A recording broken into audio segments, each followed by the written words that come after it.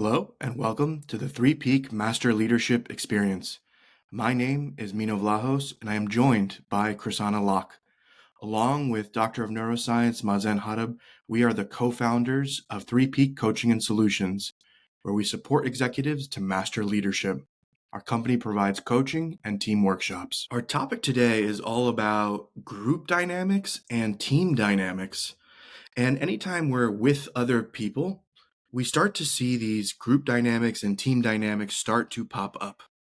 So we're going to have a nice conversation today about what are these dynamics and in what ways can we master group and team dynamics. I'm very excited to be speaking with Krisanna today, as always. But Krisanna, I really see you as such an expert in working with groups of people. More than anyone else that I've seen in my professional or personal life, I've never seen someone who's able to work with groups with so much skill and mastery. So thank you so much for sharing some of your wisdom and experience when it comes to groups and teams. Thank you, Mino. Pleasure. Pleasure to be here. So we're going to start just with groups. And groups are all around us. Anytime we're with other people, we are in some form of group, whether you're at the bus station or in the cinema or you're with a group of friends. There is a field that starts to open up, connections that start to merge, and relationships that start to form. And so I want to give a quick example of a more kind of negative version of this and kind of get a little bit your take, Krisanna, of how groups start to form. I don't know what to call it, this field or resonance, but it's a very simple story. The other day, I live in New York City. I was on a bus and we were all there, and there was a gentleman who was playing music very loudly. That's the whole story. But I was sitting there and I had a headache and I was, really like, I'm very upset that this like very loud music is kind of hitting me in the head. And I noticed that there are other people on the bus started to look at each other. And so all of a sudden there was as if a kind of group dynamics started to form on this bus. And it's my feeling that almost anytime humans are with each other, we start to check each other out and start to kind of get a vibe. So I want to hear from your experience, your expertise. What happens when people start to gather together just loosely, right? There's no like organization or structure, but people all kind of are in one place at one time. What starts to happen with that group? Okay. Well, we are mammals and we've developed, so we're part of the evolution of living together, living in social groups as mammals do to feel safe. So, what happens when people come together? So, there's certain guidelines or there's certain bonding that happens. For example, I'll give you the example of getting on the bus. There's already hidden guidelines or rules of like it's a bus. They're being transported, so people are in a transition, and normally on a bus there's not normally loud music, so people will get affected because it's going against these unconscious consent of being in a bus together, as well as also people's own stress levels, people's own resilience, people's own tolerance to deal with outside stresses. So there's two impacts. There's the impact of it's a bit out of the norm being on the bus, and it's also a group of people together. And there's also people having to tolerate outside disturbances, and it's how we deal with that. So then when you're in a bus, there's one person doing something that is disturbing the group, and the group feels that. So then there's a certain gathering of a collective of who feel this is disturbing, and so they tend to oscillate together and make a separation with the other person. So this is basically what's happening in, as I can say, just from that experience of group dynamics. Or if you're someone that can not be so identified, you can observe the behavior. You can observe your own actions, your own responses, and see what you're going to do with that. Do I choose to be annoyed with it?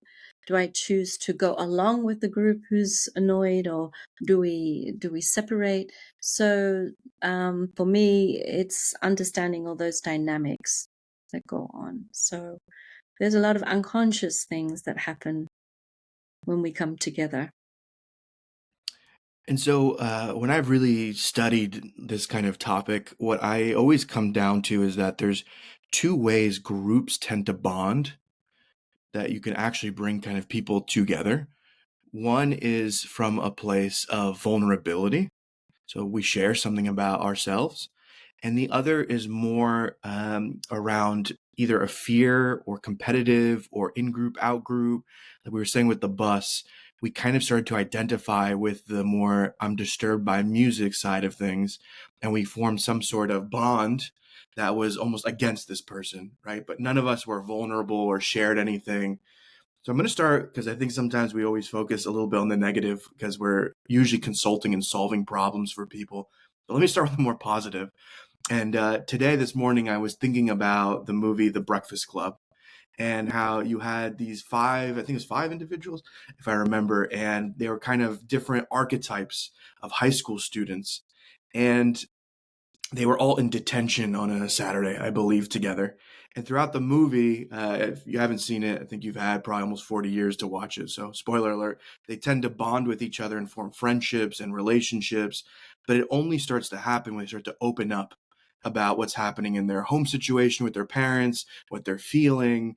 And what I've seen, Christina, in your work is that there is this remarkable capacity to bond with people and form lifelong friendships, even after, attending a short program, because I feel like you really help facilitate these very genuine, authentic connections.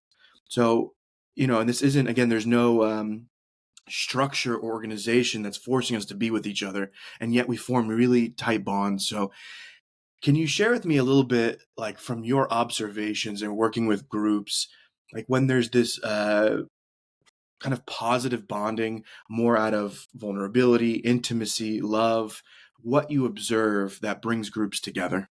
Okay. I've been doing this for many years, and it's a lot of the work I love is working with people. And so when you're working with people in groups, when I'm leading a group, I'm what's happening is it follows basic principles. So this is what I'm doing. So the how can I put it in a simpler? So everyone is held in a safe space, and there's got to be attention to many people.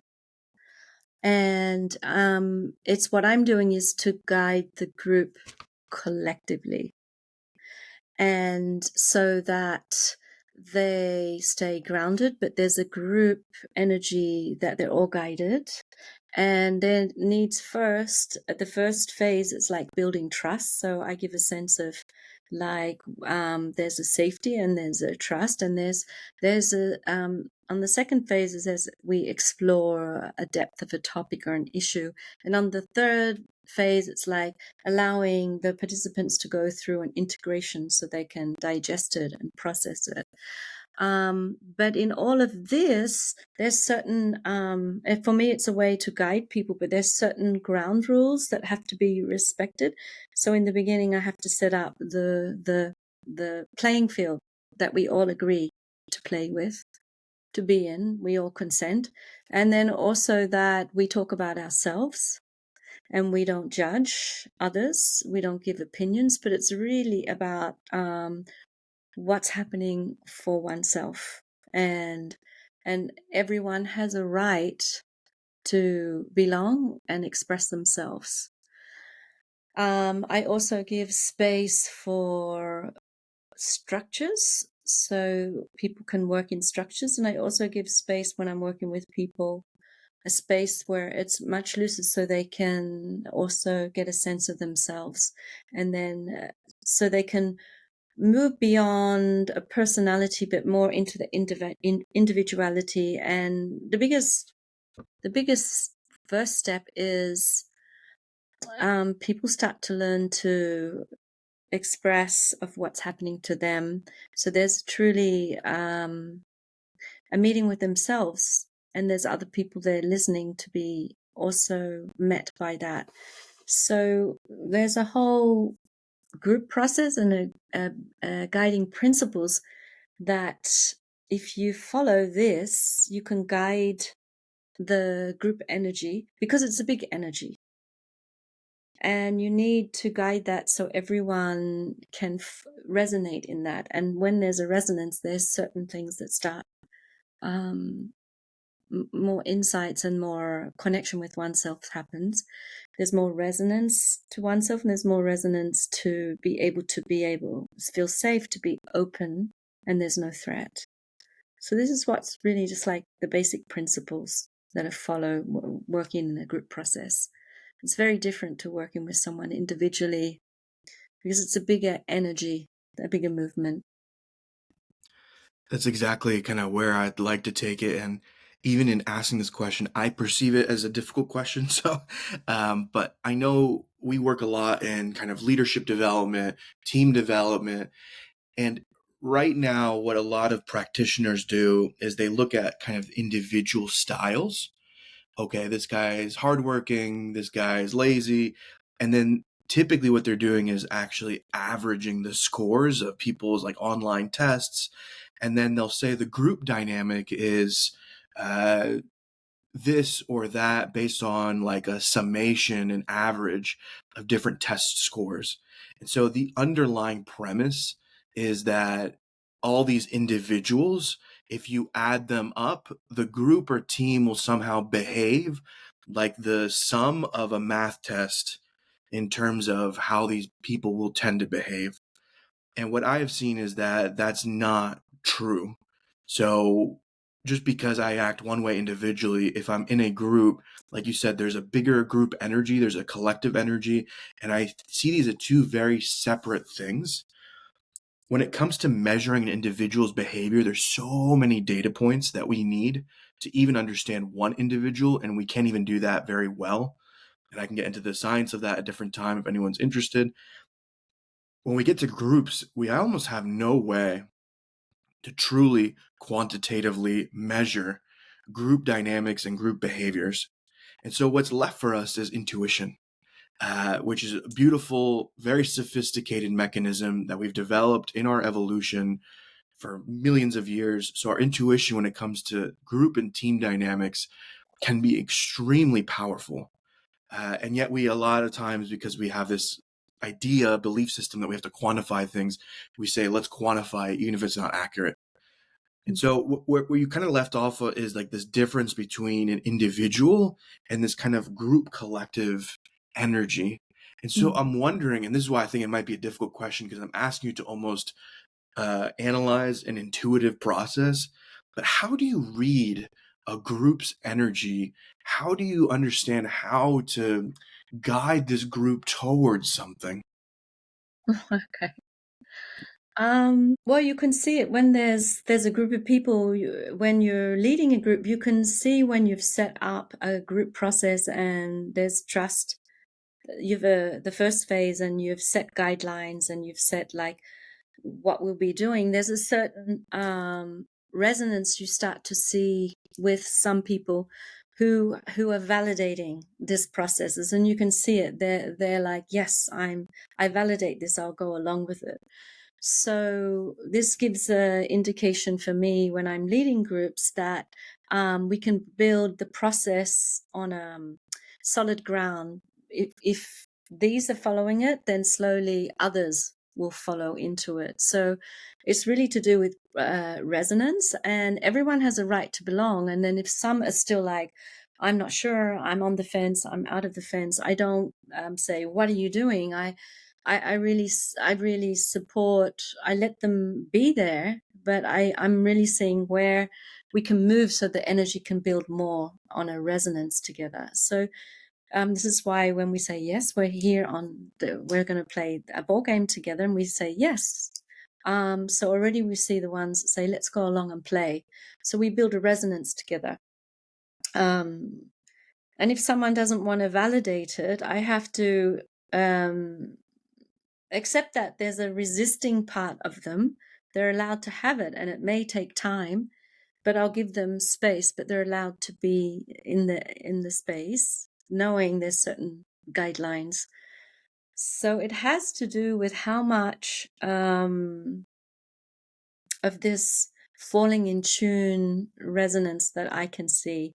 And that just comes back to, okay, we can't not go deep into the structure until we formulate some form of safety and a trust. And then when that happens, it's the collective energy can move. So that's the you've I'm often feeling, or I've it's something that I know intuitively. I'm not saying what if it's not. Yes, no, you can feel it, and you support it. But I'm also in touch with guiding the process, in touch with when to speak in my own presence, when to give pauses, when to support, when. So it's really tuning fork and understanding how to create this so we can all go through this process together in a safe way. I hope that's Yeah. enough to try and explain it. Again, I return to it. I think it's very difficult to put into words something that is Yes. so deeply intuitive. Yeah. But it's that intuition that will always supersede and always be more powerful than the power of the analytical mind. Because what we're Yeah. talking about, if I put it in a quantitative way, there's just way too many data points of all the interactions that occur. We've been playing with this little graph. I think it's hard for people who might be listening to imagine this, but if you have 2 points, they're connected by one line. If you have 3 points, there's 3 lines. But then when you have 4 points, the amount of lines starts to explode because the amount of lines of communication and relating lines starts to go very high very quickly. So we have a very tough time measuring such complexity. Human Mm, dynamics are one of the most complex things that I think we have in our lives. We underestimate it because we're so well built for them, because that's how we've evolved to be social beings. But it's very tough, I think, to put into words an intuitive process that's so mm, wise and powerful. mm. Now, there's another kind of mechanism by which we can bond groups together, and that is more through fear. And one common way we see in the kind of human realm is more of that competitive, fear based, someone is the enemy, someone out there is bad. And then we kind of group together and say, yes, we're good, and that person's bad. So that's like a very human way. But I actually wanted to share, I hope it's okay, Chrisana, an example of a exercise we did in a personal development workshop that I've participated in that you hosted, where we went even more, I think, for me, embodied. So I'm not going to go fully into the they're wrong, I'm right. But we were embodying different animals. And for most of the group there, we were embodying deer. And so I was prancing around. I was a little deer. I was moving around the room. I was kind of play acting like I was eating grass, and I was just kind of tending to myself, and everything was great. And then we had one individual of the whole group was play acting a lion, and the lion came in, and all of a sudden, without even thinking, I ran over to the other deer in the room, and we grouped together, and we were shoulder to shoulder, and we started shaking and shivering, and I was looking up and around and constantly trying to see, like, where is the lion? The lion's in the room. And all of a sudden I was very aware of this kind of collective experience, and it was really happening in a moment of fear. And Mhm. it binded me to this group. And what I noticed is that whatever the group kind of did, I was doing with them. So if someone startled and spooked and ran away, I would run with them, whether it was logic or not logic. I would just kind of go with this sea of the sea change that was happening in the group. So can you tell Mm. us a little bit about this kind of other mechanism by which groups can bond with each other? Okay. So very interesting. Um, we see success, especially in work and are we winning or in life, but on a biological level, success means surviving on a biological level. So it doesn't mean winning, it means surviving. So it's the object to stay alive. So I know the process, it was just an embodied experience we were doing on something with the nervous system to take in through so we could understand what happens, fight, flight, discharge, how we can discharge.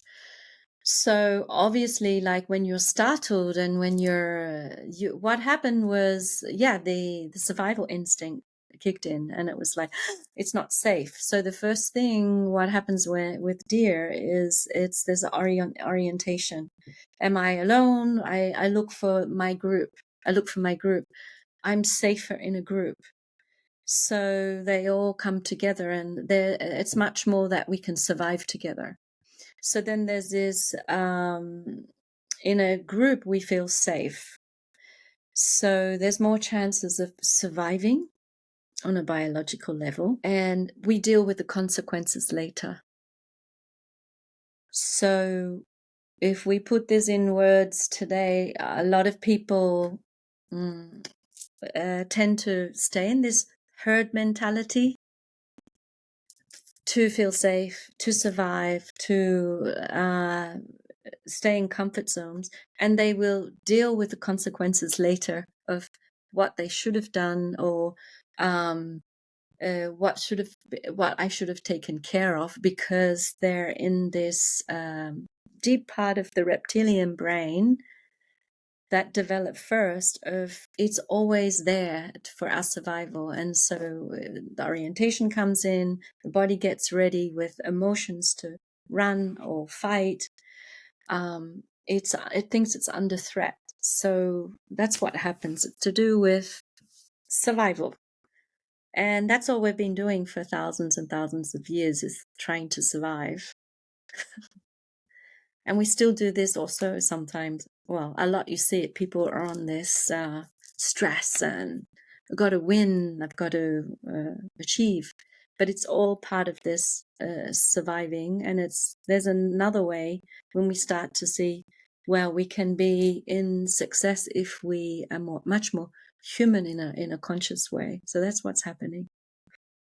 So that was an experience I gave you, and then you shared it. What happened in my body? And I'll share that a few years after that experience, I was this is now me, living my life. I decided in 2020 to go to one of the protests that were happening during that summer. Yeah. And what was very remarkable about that experience, I was walking, with the group of protesters, and then in New York City at the time, there was a pretty strong response from the police in opposition. And when we were kind of at some point channeled, the police kind of channeled us to where they wanted us. So we were by this park, and they kind of, as if we were imagined like a square, they came and surrounded us around three sides. And then the back was open, and then they were slowly going to move another police line up so that we would be fully boxed in. And in that moment, like what would happen for like me and us as a group is if one person like felt or thought something was happening and startled and panicked, they would start to run, and then thousands of people, without even knowing or understanding, we would all automatically start running with them. So this kind of, again, mob mentality, herd mentality, this kind of like stampede effect. And it was one of the first times that I'd experienced this more kind of like stampede thing where my body was running and I wasn't even sure why I was running, but it's because the whole group startled and ran. And then we would pause. Okay, everything's okay, and kind of move back to where we were. But this thing kept happening like 3, 4, 5 times until the last moment where we actually, I think, did really run and disperse. And I found that such a unique experience of, when we were play acting as deer, oh, okay, that's deer. But as humans, actually, we really do the same thing. We Exactly. respond to the group, kind of the group resonance. And if there's a panic that ripples through, we run. Yes. Yeah. And if you still have overwhelm or high levels of stress in your system that hasn't been discharged or completed or digested, you will often see that a lot of perception and experiences will be like, this is threatening for me, or it will filter, it will perceive something as always a threat when it may not be. So this is when we call like different senses are coupled the wrong way. So we believe if some of our senses and images and behavior mean this. So they're all reactions from the past. And also when we haven't been resilient, or when we haven't been able to step back and really check our responses, and also to also see what actually is really going on, and to respond instead of reacting. But yes, it is a huge, it's a gut instinct to save myself or go with the group. So it's like the group is running, so it's so ancient, like I'm safer in a group. And this is how we're still running running the world and what we live on, instead of stepping back and saying, do I really still have to be that on that, or can I find another way to get into my vitality and into my resource self, to look at it from another reality, that I'm actually safe. And so one of the things when we look at bringing groups together, and this is more you could think about in terms of cohesion or even performance, these two fundamental forces, vulnerability and fear. Vulnerability is much more long lasting and much more powerful. This is in like scientific literature when it comes to actually having groups perform with each other. When we operate on fear, we're able to kind of bind people together in a very short term capacity, but you have to keep feeding that motivation to keep people together. So you have to keep reintroducing threat, fear, stress, activation, and performance deteriorates over time. So you can, again, have this very short term thing, us versus them, but in the long term, you cannot sustain it physiologically, biologically, psychologically. It's very hard to maintain that, and you have to constantly feed it, feed it, feed it. Whereas vulnerability, and you can think about it in my own life, in your own life, in anyone's life, if you meet someone, even if it's for a passing moment, and you share something deep and intimate, you can remember that decades later.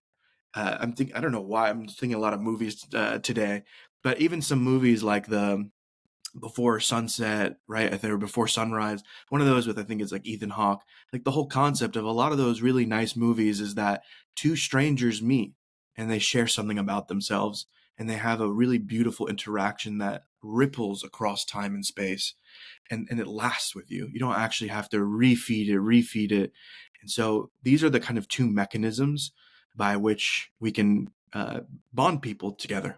Hmm. The next kind of concept I wanted to introduce was this notion of group intelligence. And so we have moments like I described when I was in a protest where the group intelligence, I would describe it as quite low, where we were very unconscious. We weren't working with each other in any capacity. We were on pure instinct.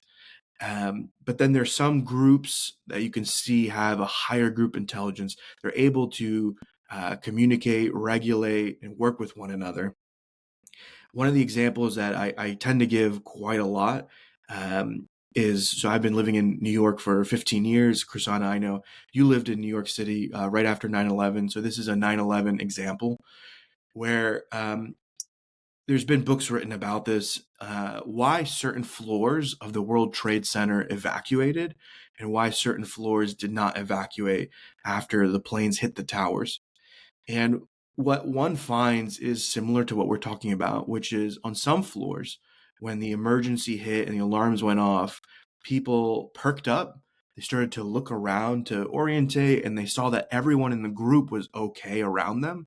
And then they went back to work because they said, well, the group's not doing anything, the group's not moving, so I must be okay.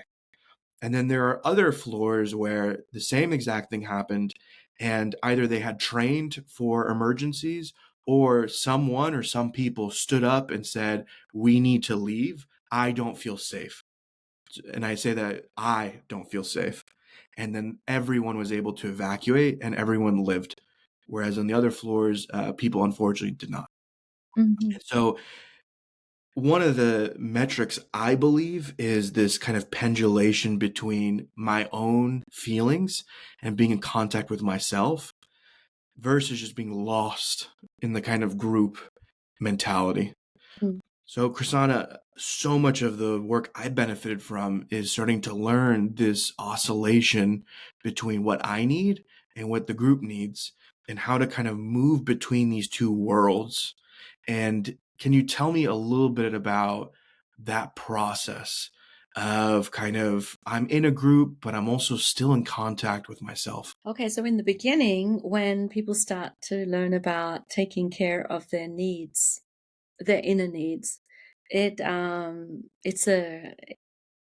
it's a moment of like, oh wow, I can take care of myself. So and what are my immediate needs? If but basically we know them instinctively, like when we need water, when we need food, when we need to sleep. Everyone overrides it, but your body is indicating it. When we need um the sensuality or sexuality, the basic biological needs. And then there's other needs of needing, when do I need to take care of myself, regulate myself on an emotional level. So when people start to learn that in the beginning, I can take self responsibility for myself.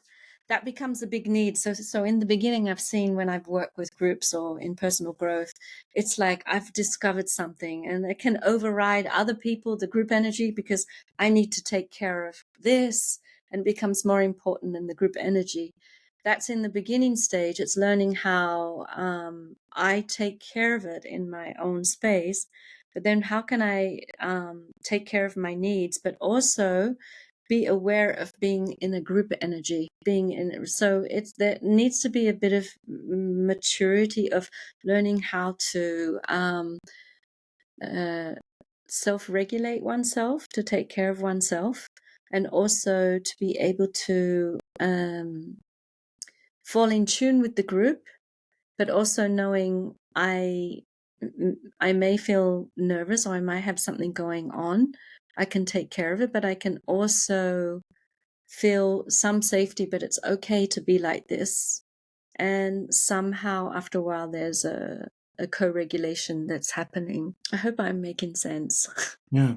So some people struggle to step away from the group, right? So even if they know they have an individual need. So when I was younger, that was a big thing for me is, okay, the group is doing this, so I have to go along with it. I don't know why I'm going to share this silly example, but when I was a teenager, I had spent a summer at Columbia University taking classes, and I was with a group of people who were living in my dorm, and we went to Times Square. And I found this like very cool restaurant outside of Times Square that I was like, oh, it has very good reviews, it's local, blah blah blah. And everyone in the group wanted to go to Olive Garden. And Olive Garden is like a chain restaurant. The one in Times Square is complete and utter garbage. And I was trying to like influence people, and then eventually like, no, we really want to go to Olive Garden in Times Square. And at the time, I was just like furious. I was so angry. And I ended up going to Olive Garden. And it was a terrible experience. And evidently, all these decades later, I'm still complaining about it. But I never thought to myself, you know what? I really want to go to this restaurant. I can just go and meet up with these individuals later. So there was something there that I was like, oh, I have to stay a part of this group. What is the kind of what binds us so like why do we do this? Why do we go with the group instead of just, hey, I'm gonna go eat my lunch and I'll meet up with you later? I think that also comes down to personal profiles of everyone's own individual makeup of conditionings, family conditionings, blueprints, and yeah, the aspect of learning to individuate, to have a sense of your own autonomy, um, and and some people feel that they won't be loved if they have a sense of their own autonomy to do something, and then others can do that I know for myself, I've always been more of the I like to do things, find my way, and I was not, probably because of the way I was grown up with so many brothers and sisters. There was a deep sense for me to find my way. So it depends on autonomy, being able to be autonomous, not that you can do it, and also when you can also go along with the group. So it's a certain rhythm you can do, or of not feeling upset that people didn't go along. So it's about, I can individuate or I can go with the group. So in group processes, or when we do group work, we give both of these. So people learn how they can do things, take full self-responsibility.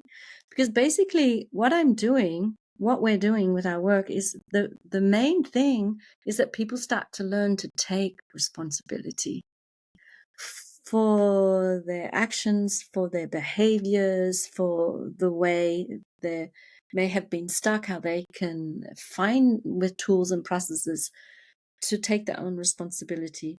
So in the group, working with people and in groups, there's also this, that we start to say, I'm not just black or white. So one can autonomize and one can go on. So, but there is a pull. There is a pull when some people, the bigger pull that people say, we want to go along and do this. And then it's like, okay, well, I'll go along because the whole group, and I'll feel left out. So yeah, it can depend on how unconscious it is and how conscious it is. And that when you're a kid, that's when you're younger, it's like, oh, we hang out with the cool, we have to be cool. So it depends. I mean, if you're still doing that and you're running a company or you're a manager and you want to be cool to hang out with the team so you look cool, well, then there's some, it's not, there's, yeah, in those, it's about what's the best leadership that's for myself, and that and gives a good sense of in the right timings, in the right space, when to autonomize, when to go along. So that's what happens. I would say it's a personal profile, but it does happen. Peer pressure. Yeah. And so now I'm going to share just briefly a piece of a case study from our work together in 3P Coaching and Solutions. So there Mm-hmm. was an organization that we were supporting where there was a corporate coup, where the level under the C-suite, under the C-level, they went to the board and tried to get the CEOs kicked out. And when we showed up, and there was a lot of kind of multifaceted complexity to that case, and we were eventually able to get them running up and smoothly again. But one of the dynamics that we noticed is that level under the C-suite, they were called directors. So there's that director level. They were really going with group emotions. So if one person felt fear or even hysteria, it would ripple across the entire field, and they would kind of bunch together and go into this kind of herd mentality and then make decisions that maybe were also illogical at times. And so it was a moment where, again, I felt like the group intelligence was not very high. So one thing I wanted to touch upon is the role of emotions and emotional regulation in these group dynamics. And I really saw it as if it was like lightning that would strike and just like zigzag across the whole group of individuals. And yeah, like, so I called it emotional contagion. It was like a contagiousness, a viral nature to fear. So can you tell us a little bit, Chrisana, when it comes to regulating one's emotions and the kind of outside influence of emotion when it comes to groups? Mm-hmm. Well, we cannot not influence each other. So when we're stressed, you're transmitting on your body with your emotions, the way you speak, your body language. It's quite easily to see someone is under stress, outwardly or inwardly, like on a or more of a shutdown, but they're emitting through the body, and we do sense it, being mammals and sensing that there is stress. So if you get a group of people who have all decided, who all sense that we're not safe, and we've sensed that we're being threatened, there's already a heightened activation, and there will be already high emotions. So that's going to happen. And if you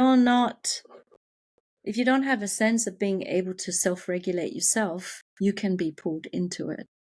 Anyone can see that with couples, one's stressed, one says, I really don't want to talk about it right now because we can go into, it could go somewhere, it can spiral, because emotions that are going everywhere can trigger other people's emotions. And then you have a boom, you have a explosive outcome, which people don't want to happen. So it's being first to understand and not point the finger and go, oh, wow, they're all stressed. It's like, if I'm in that milieu, and you're already sensing like, whoo, there's a high input of high emotions that I see is happening. It could affect me, but how do I stay grounded?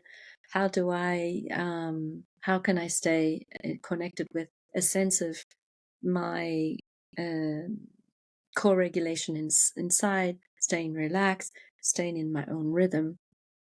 But if people don't know that they can do that, even in these high stress situations, you will be pulled into the mass. So it's one can do it, one can support the others.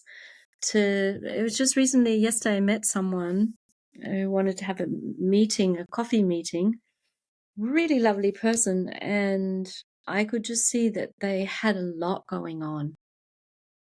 The most charming person, but I could see, even though they were wanting to meet, I could see there was a inner turmoil inside. And even if I shared things that wasn't going through, so for me was just to tune in and say, the only way I could support ourselves without saying you're stressed is just to really not go into those stressful stories, not to lead into something that has high activation, but also to come back to a sense of grounding and how one is feeling, or to move it so levels can come down. But this can only happen. You cannot shift a high group that's highly emotional. You can't change a group. But individuals can. Let's see what I can do for myself. And then there's already a sense of co-regulation can happen. But it's like a trigger thing. It can happen like this. And you don't condemn yourself. You say, oh, I got caught in it. Now how can I come out of it? And so it's at this juncture that we're going to bridge from a group to a team. Mm. And I was talking to someone, this is a woman that works in HR the other day, and it's for work that we're proposing. And what she told me is that she's working with the C-suite of a pretty large organization, and they are a group of individuals, but they're not a team. And Mm. so I hope, because we've already been talking about it for about 40 minutes, that you can see that even if it is just a group, there's still relational dynamics, there's still group dynamics. So there still is stuff going on. But it is true, there's a difference between a group and a team. Mm. And one of the big things that makes a difference is a sense of purpose. There's a sense of why we are together, and we have potentially a mission of what we're trying to accomplish with one another. Yeah. Another big difference that starts to emerge is you typically form roles. So in a Yeah. team, you have different roles that emerge. So you need to understand how to work with each other to make those roles work with one another. Mhm. There is, of course, still the cohesion part, so how we relate to one another. And then there's also a piece around how do we learn with one another. So a team has the capacity to learn because it can have feedback loops. Yeah. So I go, I have an experience, I reflect, we reflect with each other, and we agree how to improve the team itself. Those are kind of the four pillars, the four corners of what I believe defines a team. You have a purpose, a mission, you have roles that help you execute, you have internal dynamics, and then you have the ability to regenerate the team by learning and improving upon oneself. Whereas a group doesn't have any of that structure. That's why in the, I was talking about there's no structure or organization in a group. They form kind of unconsciously, or different dynamics from, you say, like our personalities, our cultures start to form within groups, but it's not a team. A Mm. team has a very clear reason for existing. So, Chrisana, I wanted to use a personal kind of story, if you're open to it, which is if Okay. you contrast being with like a group of friends when you were younger Yeah. versus, I know you did competitive sailing and that you were part of a team. Like, Hmm. what was the difference for you when you were just in a group of friends versus operating within a team? The friends, when we hung out together, we just did friends things. We talked, we hung out as friends. But when we were sailing together, there was we came together to work together as a team, and so there's laws that um, that are functioning, unconscious laws to make that system, to follow that to make it work. It's the same in org structure. When humans come together and work together on, or come together as a team, there's certain laws that you follow that make the team work. And if you don't, there's going to be a disturbance, something's going to happen. So it's their unconscious dynamics. So when I was sailing, it's like we all together on a team, and I was skippering. So, and there's two to three other people in the boat, and they weren't motorboats; they were competitive boats with sailing gears. So, yeah, you had a strategy. You had, like, there's a race. You had to look at the wind, the tides. You had to strategize because we were really good, like already at the beginning, where to start, where's the best position to make the mate at the right time. So each one had their role, and mine was because I was skippering, so I had to take the boat somewhere. I had to know what I was doing, and I also had to have a sense of um, informing the team uh, in brief, verbalized structures. We're going to do this. We're going to do that. We're going to um, we move this way or that way. But we weren't talking much. But we all agreed for an outcome, for the goal, and we all abided with it, and we worked efficiently. So we never even talked about it. It just organically happened. The more we were in tune, the more we realized we were motivated because there was something that we had together. We were the most optimum in what we could do. I was the most optimum in skippering and navigating and leading. My other team members were the most skilled and most optimum of what they had to do for their parts. So each part came together to move together as one. So any team, there'll be a disturbance if you come together and someone wants to say, no, I want to do it differently. It'll disturb the team because there's certain unconscious laws that we're following, and if you don't follow them, it'll be disturbed. You don't have a team anymore. You feel like, whoa, let down, or the lack of motivation, lack of drive. There will not be a clear strategy. There will be unclarity. So with teams, when working together, you decide, I'm on a team, I'm committed, I have the courage, I'm curious. Yeah, I want to step in my shoes. I want to step up. I want to be open to all the possibilities, what's for me, and also we're going to grow together.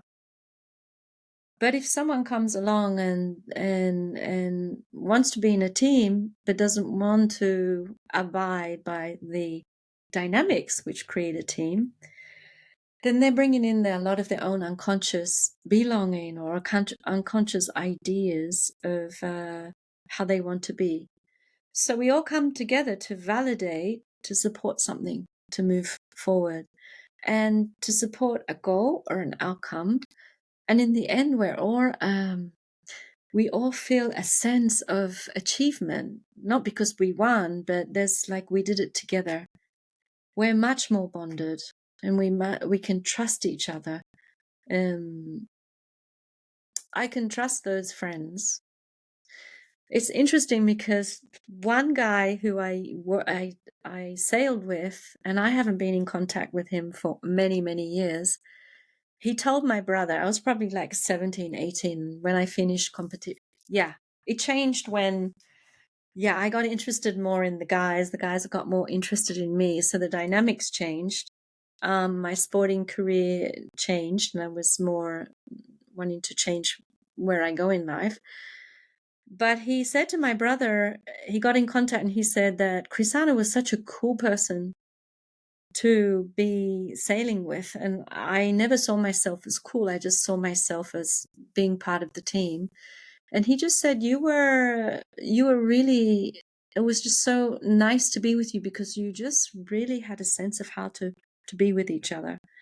I was quite astounded he said that. And he goes, I guess you're still a cool lady. You've grown up to be. And I said, but at the time I wasn't thinking that. It was just, but there's a sense of, if I needed to go somewhere and build a team again, I need those type of people. You know, those type of people. When you have a great team, you say, can we do something together? Or you try to find that team spirit, that team aspect that makes that happen. And you can't say to people, we've got a bond. Let's go. You've got to understand, how does bonding happen? Are we going to validate it? Are we going to do it together? Do we have yes? Are we going to commit? So it's not, a lot of these words of let's bond, but what do we bond on? What do we work for together? Thank you. I truly believe teams are the most powerful unit that we can operate in. And teams end up doing much more than any individual could do on their own. I notice even in Three Peak, my first instinct, and we all have this, so this is just from my own lens, but my first instinct, if I ever feel the slightest kind of friction or alignment issue in how our team operates, immediately like, let's stop everything. I think each one of us probably picks up on a different thing. For me, it's more the alignment. The moment I feel like we're not going in the same direction, I want to stop everything and get the team realigned. I think Mazen feels a lot more like if there's disharmony in the system.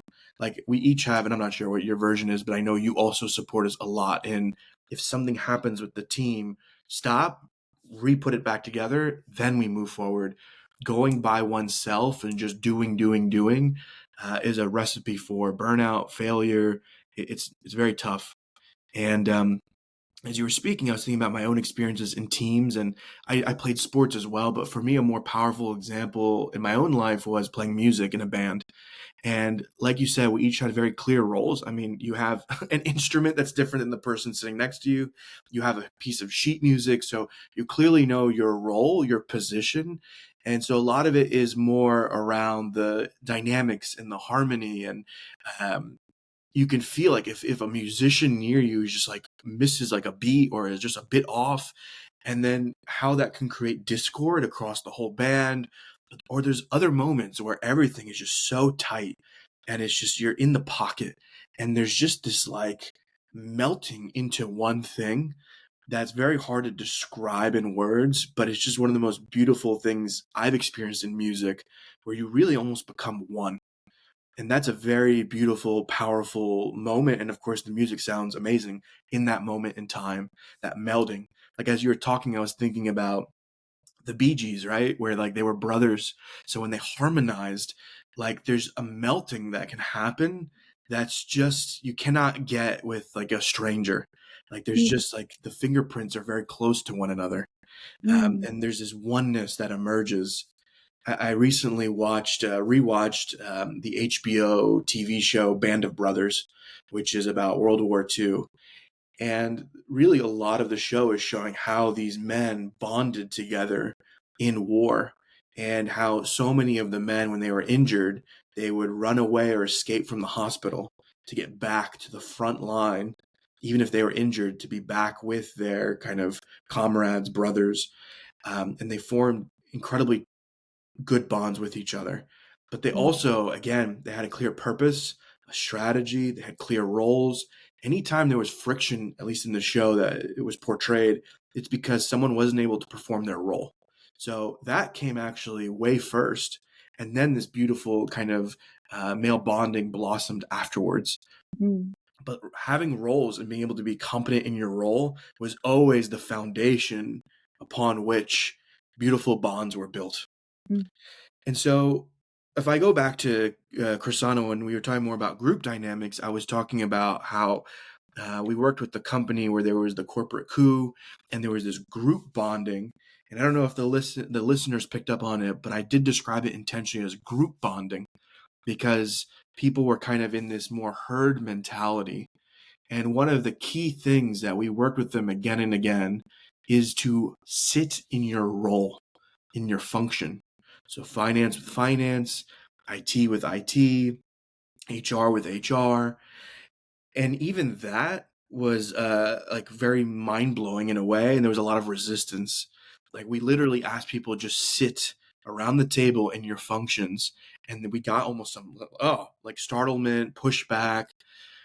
Can you tell me a little bit how important having roles is to a team? It's very important because we come together, especially in organizations, companies, we're not coming together to bond, to belong. It's like being with the family. We come together to yeah, we've been given employment. We've been to be part of the company, and we there to, because there's roles and we have certain tasks and functions that we do to further the outcomes and goals or product or services. And if we lose sight of that, then we've just come together as a group to belong, and we've forgotten that we are part of a team and we have other people who are underneath, say, in a team. If you're a director level, there's a whole team that is wanting to be guided. So if we lose sense of that and it's just about family belonging, because this is a big sense that one needs, it's then important to see, like, where am I not fulfilling that outside of work and where I'm trying to fulfill more belonging than being there as a team player and overriding that.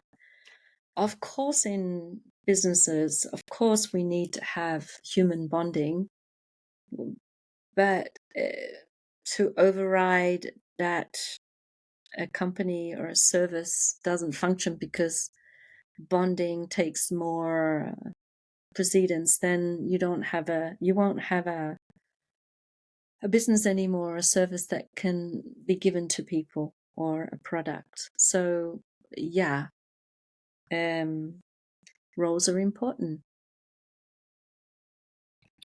Yes, and that's why, like, the big question always is for corporate, how do I create a high performing team? And Yeah. I already gave the formula, but I'm going to re-give it is you have to check these, and I would check them in this order. Is there a mutual purpose or mission for why these people are together? And you can do exercises and if you want help with that, just reach out to me. I can give you exercises where you ask people individually to define what is the mission of the team, mission of the company, and if there's any difference in the mission statement, in the purpose, then automatically you're going in different directions. So that's the number one thing is, are we going in the same direction? In like a sports team or like a band, those are easier, or even like a war, because that mission is typically defined as winning. But in a corporate setting, it's usually not about winning what. There's not like a war you're winning. There's not like a musical piece you're putting on or a race that you're running. It's more multifaceted and complex, and you have to create the purpose. It's not as simplistic as like, I will go win this match. So that's the number one thing. If there's not clear purpose and alignment, then it's impossible to have a high performing team, because why are we here? It will automatically dissolve into a group. The second thing is the roles. So really take a look at the roles and how people are executing. So this is more about position and competence and skills. Make sure that people get the adequate training and the role is very clear and they understand how that role fits into the bigger picture. We just talked about roles, so I won't go too much deeper into that, but that's a really big one. Then the third is the team dynamics, the bonding, the cohesion. So this is where we've given a lot of principles already in this podcast around psychological safety, intimacy, vulnerability, but it comes third. So that intimacy does not supersede roles or the direction, the mission. The mission comes first, the roles come second, then we develop an appropriate, respectful intimacy so that we can acknowledge each other and have a good relationship, good ways of working. And finally, the team must have a mechanism by which to learn. So that really just means reflection. Oftentimes, you just need to debrief. So this is something that I actually think, like when I played sports, I played American football, we did very poorly, is we would have a game, a match, and then after the match was over, everyone would just go home immediately. So like the whistle blows and you're in the car and driving home. There was never actually a getting together and saying, how are you doing? How did it go? What did you learn? What would you do differently? And one thing that I'm quite proud of within our company, Three Peak, is yes, it takes time, but almost after any touch point interaction, we always come together and say, how was that for you? How are you doing? Did you learn something? Could you do something different? It can be quite quick, especially the more you get in the habit of it. But for me at this point, it brings a sense of closure. And without it, I feel very naked, very open to the winds, because I actually don't know how the team experienced a certain client call or a certain workshop. So we're always doing debriefs, always doing debriefs. And many companies, many teams, they actually miss that element because there's so much, let's do more, let's do more, let's do more. But unless you're learning and improving, I truly don't understand what you're hoping to do other than repeat what you've done again and again and again, and nothing will improve. So if something's not going well, you're just going to repeat that experiment again and again and again without improving. I don't personally see the point in that. I would like for things to be easier, better, more successful. The only mechanism to do that by is to reflect. It's to get together, to debrief, to see what can we change in this team dynamic. So that's for me, it's not super, um, it's one of those things that like I'm trying to put it simply, but it's not easy to implement because we all then bring in different systems. Like Kursana's mentioned, we bring in our personal life, our family background, our cultures. Like there's so many other things we bring to work with us. We're not just this like perfect vehicle or vessel for being in a team and being a part of this new relating dynamic. And then on top of this, group dynamics can still emerge within a team. So all the stuff we talked about in this podcast can still emerge and layer on top of a team. So I try to give a simple 1, 2, 3, 4 equation, but putting it into practice is not always easy. And Mhm. that's why we have absolute experts, masters like Kursana, who work with groups, work with teams, and really support them to transform into something that's, I've seen it with myself, I've experienced it myself, a very beautiful way of being. So, Krisana, with that, we're going to start to wrap this up. And Mhm. so we've talked about a lot of things ranging from how groups start to bond and form, the two kind of ways, the paths that they can actually fulfill the bonding, either through some vulnerability or through kind of more fear based. We talked about the kind of group intelligence and how being more in a herd mentality or going with the group or not being in tune with one's own kind of individuality, autonomy, being able to regulate emotions, how that can affect a group. We then talked about how teams start to form and how to create a high performing team. So, in all of this, what are your final thoughts that you leave us with as we conclude this podcast today? My final thoughts are like if you've said like you've seen me work and we've worked together. And I think what my final thoughts are is observation. So I cannot go when we're working with a company or a team or team development, team dynamic. I don't go with a preconceived idea of, oh, it must be this. I go in to observe, to feel, to see, to understand, to hear their pain points, and start to support like what are the hidden dynamics. So honestly, for me, it's not a cookie cutter thing. It's like there are when humans come together, there will be dynamics, but it's unraveling it. And it's a lot about bringing awareness and observation. So um, it's really working in the field, on the field, moment to moment. And this can help shift what was resonating in the past in an entangled way will resonate now, will resonate in the future. So it's looking how to support to come out of that. So there's not a disturbance. So it's bringing in a lot of awareness and observation, and not, as I said, thinking that we know what it is. We have to support. So they find also solutions and they get that aha. So it can be different. And my last thoughts are really just that a repetition that teams are incredibly powerful. They can accomplish much more than individuals. They can accomplish much more than groups. Being in a high performing team is one of the most beautiful experiences that people tend to have, whether that is at work, in sports, in music, or even war. That bonding that can take place when a team is truly operating at its highest capacity is one of the most rewarding experiences we can have as humans. So I encourage everyone who's listening, think about how your team operates and where you fall on the kind of spectrum of kind of high performing team or group intelligence. And just think about what it might be like to be able to feel that oneness and accomplish more than you could ever imagine. And so, with that, we are going to conclude this podcast. And thank you so much for listening. Thank you.